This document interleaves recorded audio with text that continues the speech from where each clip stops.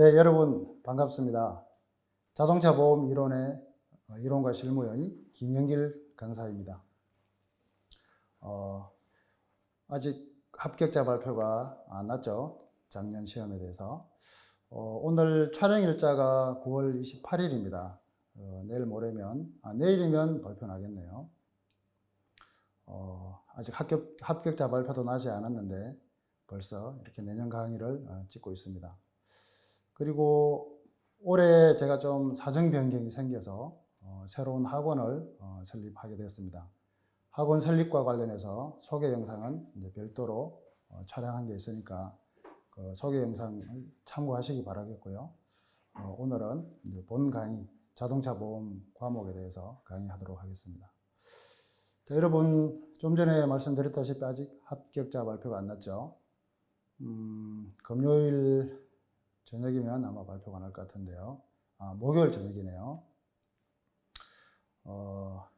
이 강의를 들으시는 분들은 이 시험을 이제 처음 준비하시는 분이거나 작년에 좀 공부가 미진해서 미리 공부를 지금 시작하시는 분들일 텐데요.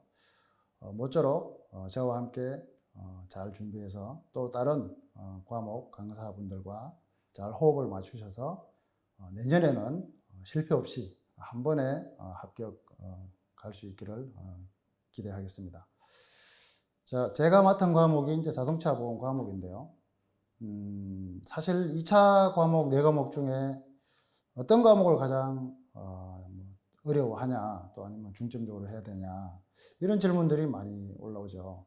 근데 어느 한 과목도 소홀히 할 수 없지만, 제가 이 자동차 보험 과목을 맡아서가 아니라, 이 자동차 보험 과목은 이해를 바탕으로 하는 과목입니다.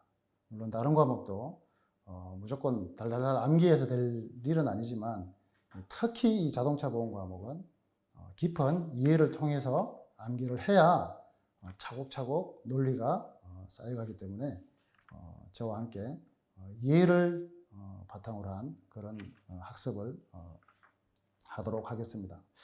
제가 작년에 그 현강에서는 우리 거푼을 하나 정했었는데요.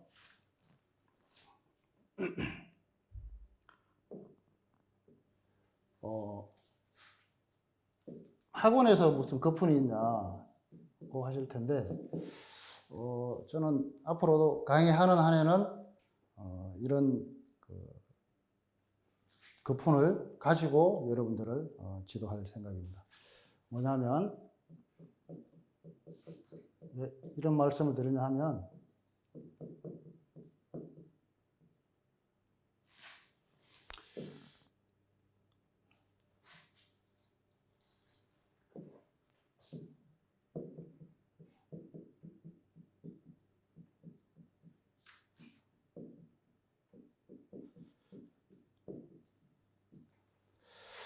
자동차 보험 과목을 공부하다가 어렵다고 해서, 이해하기 어렵다고 해서 그냥 외워버립니다. 그러면 당장 어떻게 진도는 나갈지 모르겠으나 결국은 나중 가면 다 무너지게 되어 있습니다. 자, 자동차 보험 과목은 어떤 성격을 가지고 있냐? 다른 과목들은 건물을 진다고 했을 때, 건축한다고 했을 때 단독 건물을 여러 채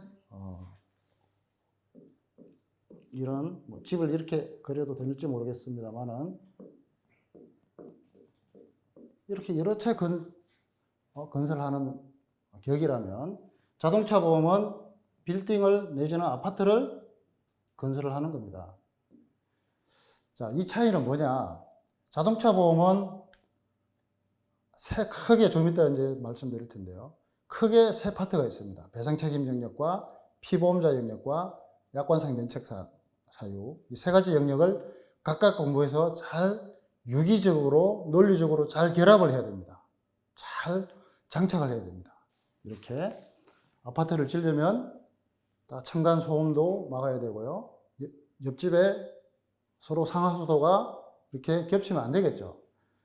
이렇게 정밀하게, 물론 단독 건물이라고 해서 정밀하게 짓지 말라는 부분, 그렇게 지어서는 안 되겠지만, 허투루 지어서는 안 되겠지만, 이렇게 아파트 내지는 고층 빌딩처럼 아주 유기적으로 이렇게 건립을, 건축을 해야 된다는 거죠.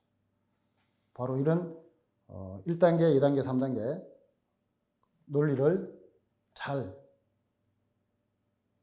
맥락을 따져서 이해를 통해서 공부를 한 다음에 하나씩 하나씩 퍼즐 맞추어 가듯이 맞추어 가는 게 바로 자동차 보험입니다. 그래서 타 과목들은 총 페이지가 300페이지라고 한다면 내가 100페이지 공부하면 3분의 1을 공부했으니까 3분의 1, 33점을 맞을 수 있습니다. 자동차 보험은 총 페이지가 300페이지라고 했을 때 300페이지를 다 공부해도 이 각각의 논리들을 연결을 못 시키면 빵점 나옵니다. 빵점. 좀 심하게 말하면 뭐 빵점에서 10점 사이 왔다 갔다 합니다. 자, 그런 과목의 특성이 있습니다. 특징을 잘 알고 공부를 하셔야 되고요. 그래서 자동차 보험은 제가 이렇게 정한 급폰에 따라서 덮어놓고 암기하지 마시고 철저하게 이해를 바탕으로 결국은 암기입니다. 이 시험은 객관식이 아니라 주관식 논술 시험이기 때문에 최종적으로는 암기를 해야 되는 것은 맞습니다만은 이해를 바탕으로 암기를 해야 끝까지 자동차 보험을 완주할 수 있다. 그리고 미리 시작해야 된다. 타 과목에 비해서 이해 위주로 공부를 해야 되기 때문에 이해를 하면 오랜 시간이 걸리지 않습니까? 그래서 차곡차곡 이해를 하기 위해서 좀 타 과목보다는 앞에 두고 공부를 하시라는 말씀을 드리고요. 교재로 들어가서요. 이 페이지에 보시면 전체 우리 자동차 보험 과목 전체 공부해야 될 범위를 요약을 해놨습니다. 타이틀도 한눈에 보는 자동차 보험에서 우리 시험 범위를 체계적으로 잘 요약 정리해놨죠. 이것을 제가 미리 좀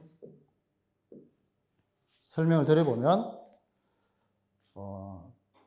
교재는 나중에 따로 설명을 드리도록 할게요. 일단은 자동차 보험 맥락을 기본 좀 윤곽을 좀 잡아 드리려고 합니다.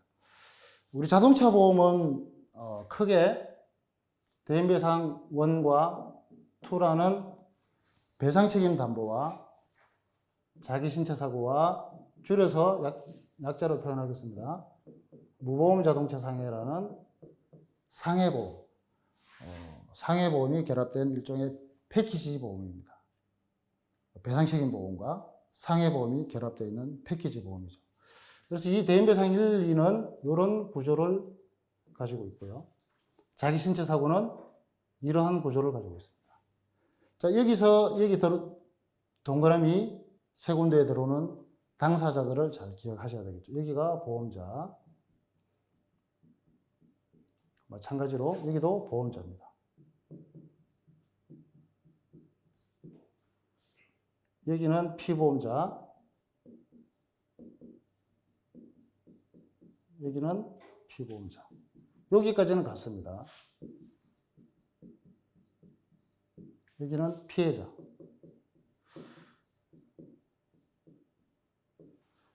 대인배상 1, 2는 배상책임 보험이기 때문에 바로 이 상해보험이 없는 이 피해자가 별도로 존재한다는 거죠. 피보험자와는 별도로. 그래서 이 피보험자가 이 피해자에 대해서 손해배상 책임을 부담할 때 이 책임을 보험회사가 대신 물어주는, 보상을 해주는 이런 구조를 가지고 있고요. 자기신체 사고와 무보험 자동차 상해는 바로 보상을 해주는 이런 구조를 가지고 있습니다. 자, 이러한 기본 구조를 잘 이해를 하시고요. 그래서 이게 대인배상 1과 2의 면부책, 이 면부책을 이해를 하시면 자기신체 사고와 무보험 자동차 상해 면부책은 따라옵니다. 자, 공부를 하실 때 이렇게 쉽게 똑똑하게 공부를 해야 되는데요. 각각을 제가 보험 강의 계속 들어가면 지속적으로 강조를 할 텐데 원리를 맥락을 하나를 잘 이해를 해서 거기 하나씩 붙이고 떼고 뭐 추가하고 확장하고 이런 식으로 공부를 해야 되는데 낱낱을 다 외우려고 하면 거기서 이제 질려버려서 공부를 포기하게 되죠. 그래서 자동차 보험은 기본 베이스를 원리를 잘 이해한 다음에 그 원리를 토대로 하나씩 응용해 나가면 되는 겁니다. 그래서 제가 오늘 첫 시간에 말씀드립니다. 자동차 보험을 잘 이해하려면, 공부하려면 이 자동차 보험 대인배상 1, 2와 자기 신체 사고, 무보험 자동차, 얘네들이 이제 배상 책임 담보라고 했죠. 여기가 상해보험,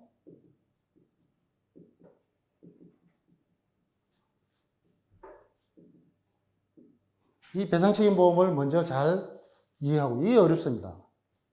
그 다음에 상해보험에 해당하는 자기 신체 사고와 무보험 자동차 상해는 여기서 배운 것을 토대로 그냥 자연스럽게 따라오게 만드는, 자연스럽게 그냥 이것만 공부하고 나면 이 부분은 별도로 공부를 하지 않아도 되거나, 심하게 말하면 조금만 공부하면 그냥 따라오게끔 만들어야 되는 겁니다. 각각을 막 공부하려면 해야 될 부분이 너무 많고 어려워지죠.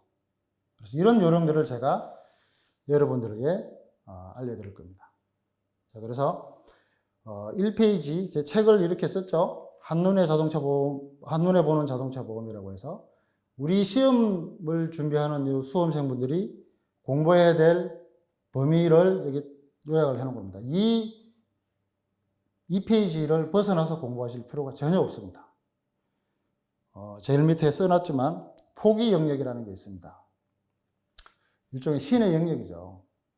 어디서 나올지 모르는 지연 말단적인 이런 부분까지 다 찾아서 공부하려고 하면 이 시험 5년, 10년 공부해도 합격하기 어렵죠. 그래서 선택과 집중을 하셔야 되는데 여기 2페이지에 나오는 부분만 하시면 충분하다. 이거 하기도 버겁다. 이런 말씀 드리고요.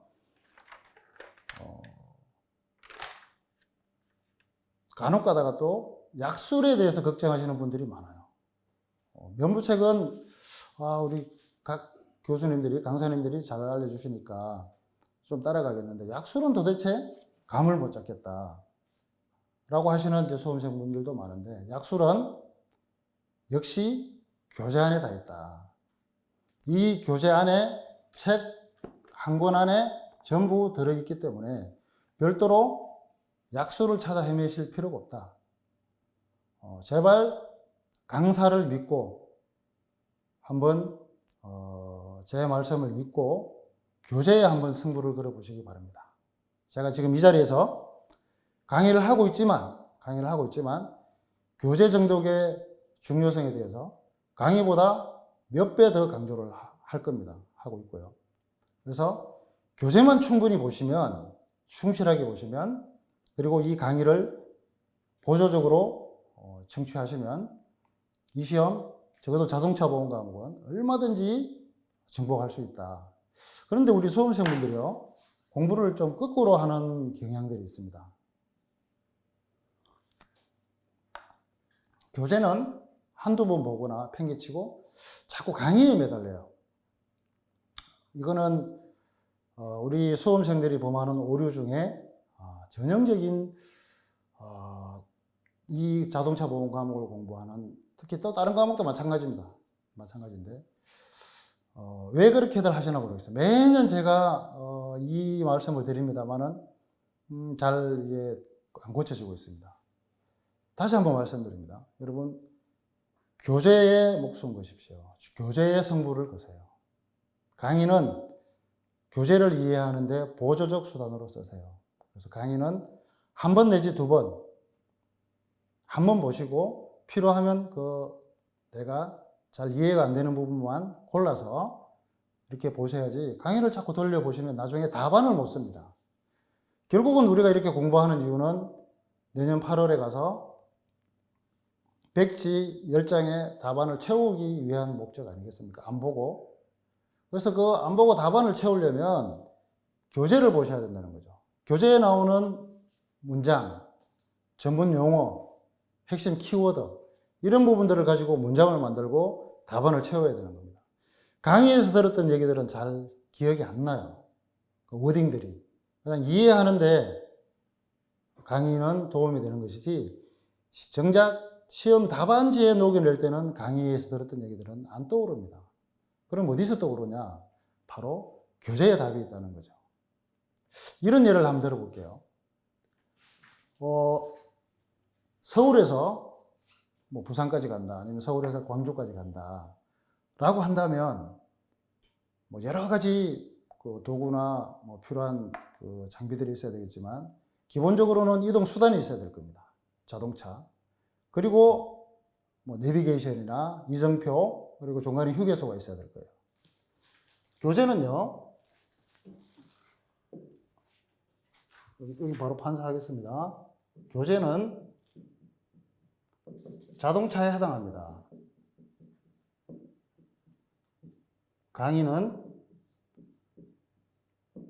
이정표, 내비게이션. 지금은 내비게이션을 쓰니까요. 그리고 휴게소, 이런 역할들을 하는 거예요.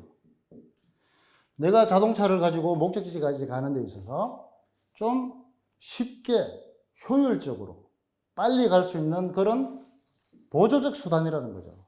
그래서 궁극적으로는 이정표 휴게소 없어도 갈 수 있습니다. 옛날에는 내비게이션이 없을 때는 다 지도를 가지고 다녔죠. 또 물어서 갔습니다. 언제부터 뭐 내비게이션이 있었습니까? 이정표 보고 찾아갔고요. 사람들한테 물어서 갔습니다. 그리고 휴게소 안 들르고 갈 수도 있는 거죠. 바로 한 번도 안 쉬고 갈 수도 있는 거죠. 하지만 자동차나 뭐 기타 도구가 없으면 못 가는 거죠. 물론 걸어서 갈 수 있지 않느냐 이렇게 얘기하면 그런 얘기가 안 통하는 거고, 이런 기본적인 도구가 없으면 못 가는 거예요. 자, 그러면 이걸 우리 시험에 대입을 해보면, 강의는 제가 강의를 하면서 감히 이런 말씀을 드립니다. 강의는 없어도 이 시험에 합격할 수 있지만 교재 없이는 합격 못 한다는 겁니다. 다만 강의를 들으면 우리 자동차로 부산에 갈 경우와 마찬가지로 좀 더 쉽게 여유롭게 빠르게 좀 쾌적하게 효율적으로 갈 수 있다는 거죠. 그 역할을 해주는 게 바로 강사고 강의입니다. 그래서 제가 지금 이 부분 길게 설명을 하고 있는데요. 이 공부에 처음에 딱 책을 잡고 공부 시작하는 이 시점에 공부 방법론, 또 어느 교재, 어느 학원을 선택할 거냐, 이런 선택의 문제, 이런 부분들을 다 해결하고 세팅한 다음에 그다음부터는 공부만 매진하는 거죠. 처음에 세팅을 잘못하고 출발하면 그거는 이제 산으로 가는 거 아닙니까? 자, 이런 말씀을 드립니다. 이게 굉장히 중요한 얘기예요. 우리 수험생분들이 항상 거꾸로 해요. 우리 수영할 때 그 호흡을 잘해야 되지 않습니까? 음파를. 근데 그 반대로 파음 하면 다 물 먹고 수영 못 배우는 거 아닙니까? 잘 유념하셔가지고, 하시고. 면부책이든 약술이든 교재 안에 다 있다. 제발 믿으세요. 제발. 교재 안에 다 있습니다. 약술도 교재 안에 80% 다 있습니다. 여러분, 약술 찾아 자꾸 헤매는데요. 교재 안에 약술이 없을 것 같지만 기출문제 분석해 보십시오. 교재 안에 다 있습니다. 교재 안에 다 있고요. 그리고 제가 또 여러분들을 위해서 기본서 외에 약술 모범 답안집을 또 출간하지 않았습니까? 그 약술 모범 답안집을 또 참고하시면 기껏해야 이 책 뭐 300페이지밖에 안 됩니다. 300페이지밖에 안 된다고 하면 또 수험생 여러분들도 입장에서는 어떻게 들릴지 모르겠지만, 이 전문 자격증을 하나 취득함에 있어가지고 어느 한 과목의 교재가 300페이지다. 쉬운 거죠, 사실은. 그 정도면. 300페이지는 다른 우리 전문 자격사의 시험의 책 분량에 비하면 뭐 2분의 1, 3분의 1도 안 되는 수준인 거죠. 그러니까 딱 책 한 권 잘 골라서 강사님들 강의 보조적 수단으로 삼아서 책에서 선거 보시라, 이 말씀 드립니다. 굉장히 길게 말씀드렸는데 중요한 얘기이기 때문에 오랫동안 설명드렸고요. 자, 그러면 책을 가지고 공부하는데 자동차는 면부책은 좀 전에 설명드린 그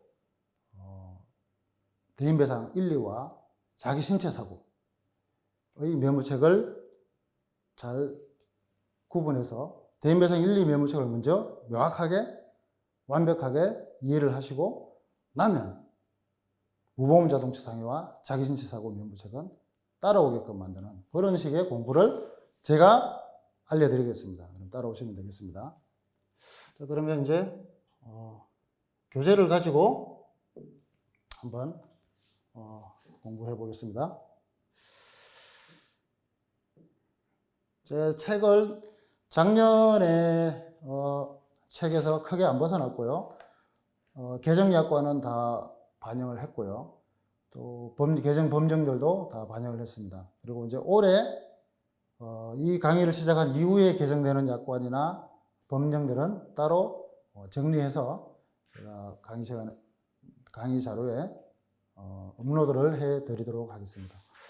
자동차 보험 과목은 총 한 36강 정도로 지금 계획을 하고 있습니다. 해보고 좀 부족하면 조금 더 할 수는 있는데 기본 한 36강 정도로 이렇게 마무리를 할 계획이고요.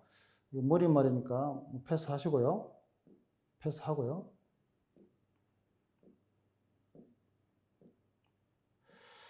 이거는 잠깐만 소개해드리면 1차 시험, 최근 이제 2014년도 신체 손해사정사 시험 도입된 이후부터 올해 2021년까지 쭉 보시면 합격률이 생각보다 낮습니다.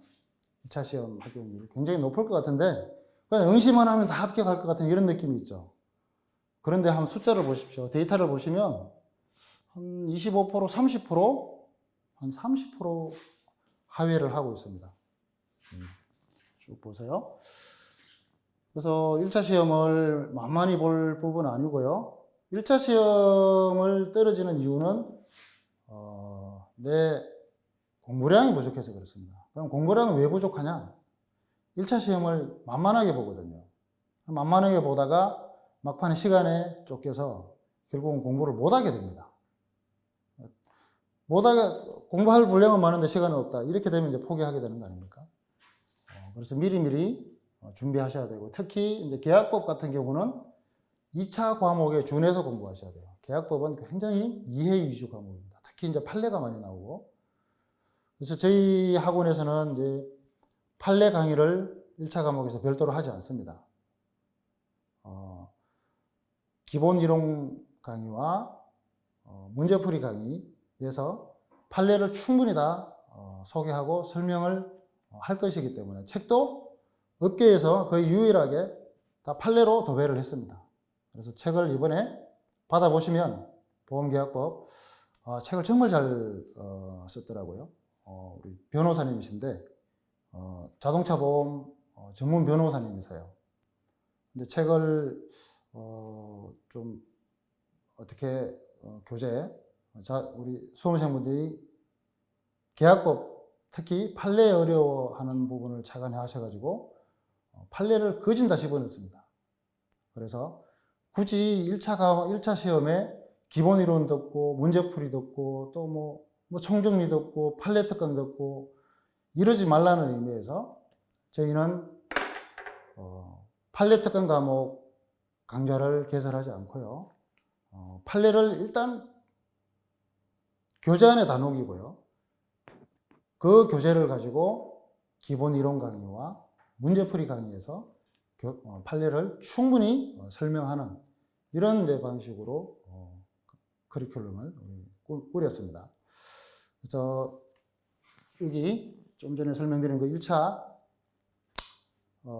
합격률이 낮은 이유가 특히 다시 돌아가 보시면 여기 극도로 뚝 떨어졌던 해가 계약법에서 보험계약법에서 어렵게 시험이 출제됐던 해가 저렇게 나왔습니다. 16%, 17%면 뭐 거의 전멸 상태 아닙니까? 이게 과연 1차 시험이 이렇게 어렵게 나와도 되나, 이렇게 많이 떨어뜨려도 되나 하는 그런 사실 불만 내지는 의구심이 들죠. 우선 1차 시험을 이렇게 다 떨어뜨립니까? 사실 말이 안 되는 거죠.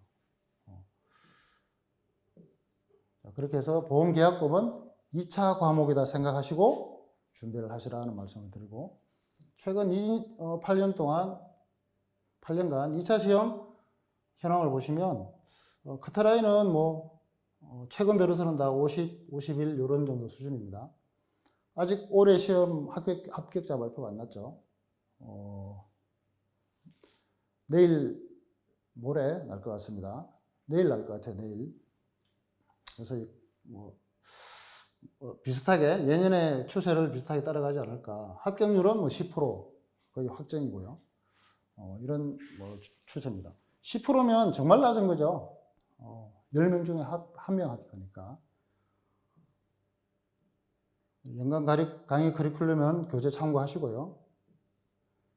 그리고 뭐 저희 학원의 특별함도 교재 참고하시고요. 홈페이지에도 다 소개가 되어 있습니다. 그리고 연간 우리 강의 커리큘럼도 소개해 놨으니까 참고하시고요. 요거는 좀 말씀드리고 1교시 강의 마칠까 합니다. 시험 공부는 수험생답게 공부를 해야 됩니다. 근데 안타깝게도 이 시험은 이 시험을 준비하시는 수험생분들 과거의 패턴을 보면 너무 시험을 쉽게 보고 이렇게 준비하시는 경향이 좀 많았다. 그 이유는 좀 거슬러 올라가면 과거에 2014년 이전에 두 과목 시절이 있었습니다. 두 과목 시절이 있었고, 그때는 이런 전업 수험생들이 없던 시절입니다.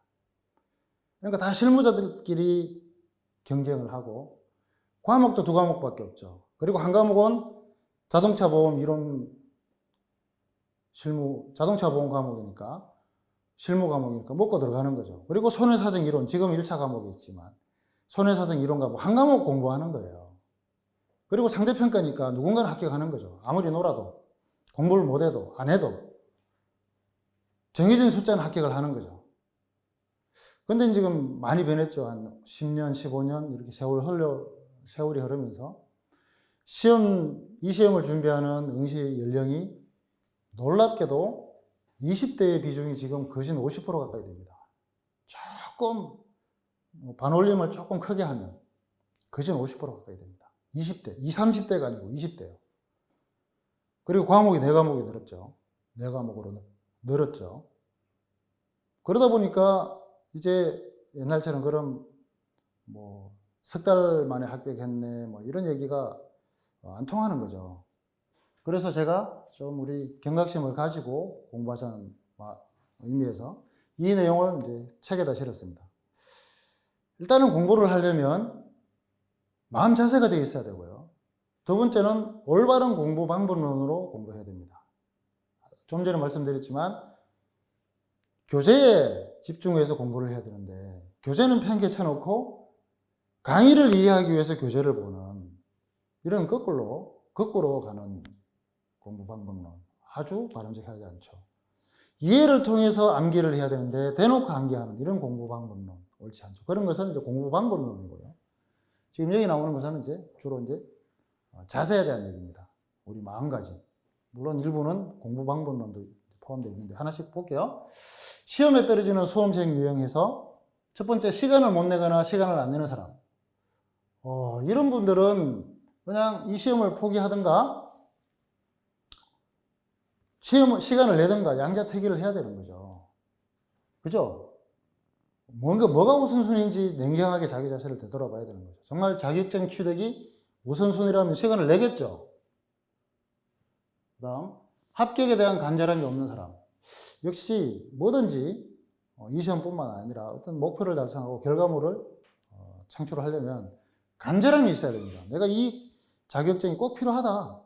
간절함이 없으면 안 움직이는 거죠. 내 발이, 내 손이, 내 머리가 안 움직이는 거고 내 손발이 안 움직이는 거죠. 간절함. 그 다음에 공부를 하는데 무턱대고 하시는 분들 많아요. 일단 해보고 그렇게 공부해서는 이제 손해사정사 시험을 합격하는 시대는 저물었습니다. 공부 계획표, 수험 전략을 잘 짜셔가지고 전략적으로 공부를 하셔야 되겠죠. 공부 계획표, 수험 전략 없이 공부하는 사람들은 내비게이션도 없이 운전하는 격입니다. 눈 감고 운전하는 격인 거죠.